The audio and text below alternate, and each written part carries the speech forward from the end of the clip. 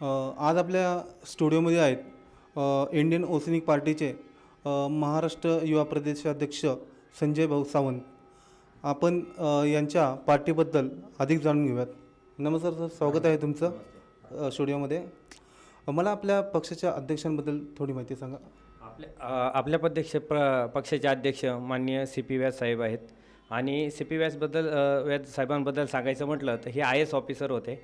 15 वर्ष यांनी नोकरी केली. नोकरी करत असताना त्यांना प्रत्येक आईवडिलांचं स्वप्न असतं की प्रत्येक आपला मुलगा IAS ऑफिसर व्हावा.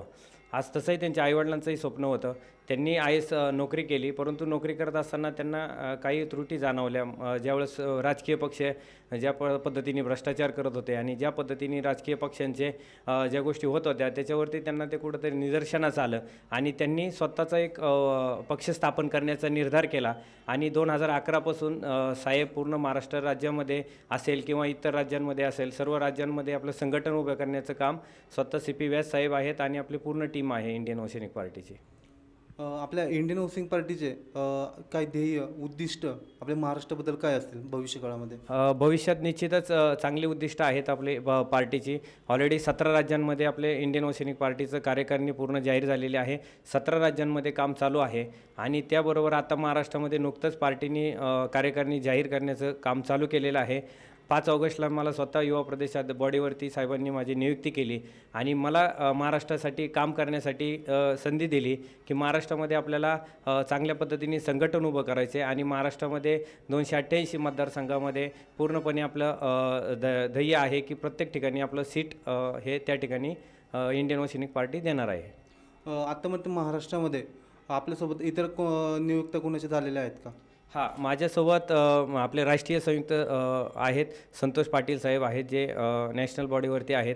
आणि त्यानंतर सेक्रेटरी जे आहेत आपले प्रशांत जाधव म्हणून सांगलीचे आहेत, हे सुद्धा आपल्या महाराष्ट्रातूनच कार्यरत आहेत. ते माझ्या अगोदर महाराष्ट्रामधून काम चालू केलेलं आहे त्यांनी.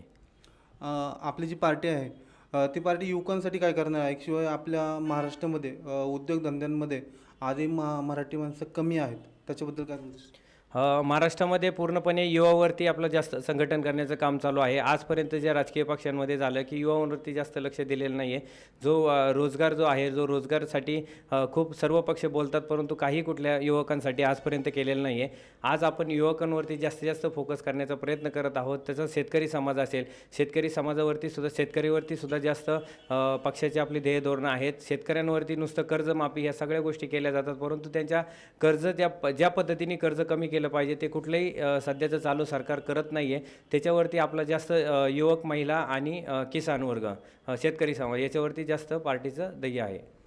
भविष्यामध्ये आपल्या पक्षातर्फे कोणत्या राज्यामध्ये निवडणुका लढवण्यात येणार असतील?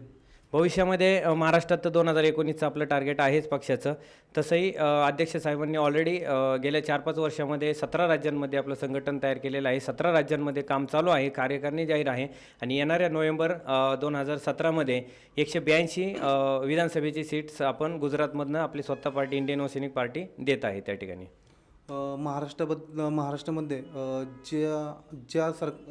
महाराष्ट्र राज्यामध्ये भारत सरकारने जे हे केलं, शेतकऱ्यांची कर्जमुक्ती केली, ते अजूनही काही शेतकऱ्यांचा फायदा झाला नाही, त्याबद्दल तुमचं काय? निश्चितच हे जे कर्जमाफी केलेली आहे ही कर्जमाफी ती त्यांनी तत्वदा, सरसकट ह्या सगळ्या काही गोष्टीचे काही शब्द आहे, असे काही शब्द ठेवलेले आहेत की त्या शब्दांमुळं येणाऱ्या शेतकरी वर्गाला हा त्रास होत आहे. शेतकरी वर्गाला ज्या त्रुटी लावलेल्या आहेत त्या त्रुटी खूप गंभीर आहेत आणि त्याच्यातून जे शेतकऱ्यांना शेती माफ कर्ज झालेलं पाहिजे त्या प्रमाणात झालेलं नाही आहे. तर त्या पद्धतीने त्यांनी त्याच्यावरती पूर्णच प्रत्येक शेतकऱ्याचा विचार केला पाहिजे. आणि आपलं धोरण पक्षाचं असं आहे की ज्यावेळेस आपण पॉवरमध्ये येऊ त्यावेळेस निश्चितच आपण शेतकऱ्यांसाठी चांगल्या पद्धतीने प्रत्येक शेतकऱ्याचा त्या ठिकाणी फायदा कशा पद्धतीने होईल त्यावरती आपला जास्त फोकस असणार आहे. आपल्या पक्षातर्फे व्यापाऱ्यांसाठी काय नवीन काय सुविधा किंवा नवीन काय स्कीम आहेत का?